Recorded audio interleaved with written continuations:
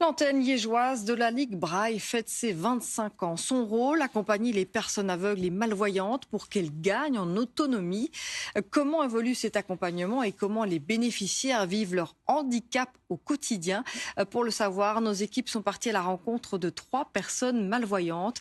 Un reportage de Roxane Joss, David Muller et Benjamin Van Kelst.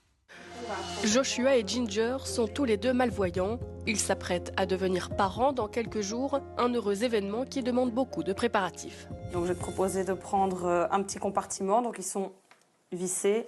Tu peux prendre un premier. Avec l'aide de Florine, l'accompagnatrice de la Ligue Braille, Joshua s'entraîne par exemple à peser les doses de lait en poudre pour anticiper les biberons grâce à une balance parlante. Donc la Ligue Braille m'a recommandé d'acheter des dosettes qui peuvent s'empiler une sur l'autre. Comme ça, je peux les préparer à l'avance, le soir ou le matin, pour éviter d'être stressé. Pour réduire ce stress, Florine leur donne quelques conseils sur le matériel dont ils peuvent bénéficier. Un bic avec synthèse vocale permet notamment d'identifier les différents flacons plus facilement. Donc ici, ce sera du lait hydratant. D'accord? Donc on va enregistrer ce message. Lait hydratant. Tu vas réécouter pour voir si c'est OK pour toi. Lait hydratant. OK, donc tu vas pouvoir prendre l'étiquette et venir la coller au plus facile pour toi, pour la retrouver. Sur ce flacon-là. Sur ce flacon, voilà. Et donc là, en venant sur le flacon, sur l'étiquette que tu as collée. Ce petit lecteur d'étiquette permet de ne pas devoir utiliser une loupe, par exemple, pour aller lire ce qu'il y a sur l'étiquette. Si devenir parent en tant que malvoyant est une grande étape, trouver un emploi l'est tout autant. À 23 ans, Muccio a déjà suivi une formation pour devenir agent d'accueil et il vient de finir un stage dans ce secteur. Donc on avait déjà mis la dernière fois la validation de tes compétences au métier d'agent d'accueil à Bruxelles. Et maintenant, alors tu voudrais qu'on rajoute ton stage alors dans les expériences professionnelles. C'est bien ça.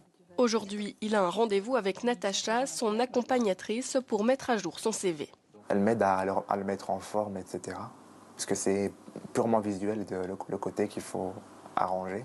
Pour tout le reste, Muccio est très autonome. Grâce à la synthèse vocale de son smartphone, il peut consulter les articles qui l'intéressent et les offres d'emploi potentielles. Nos conseillers sont à votre écoute. Ils reçoivent votre demande, l'analysent et évaluent vos besoins spécifiques. C'est grâce à la synthèse vocale intégrée dans l'iPhone que j'arrive à savoir sur quel élément je me trouve.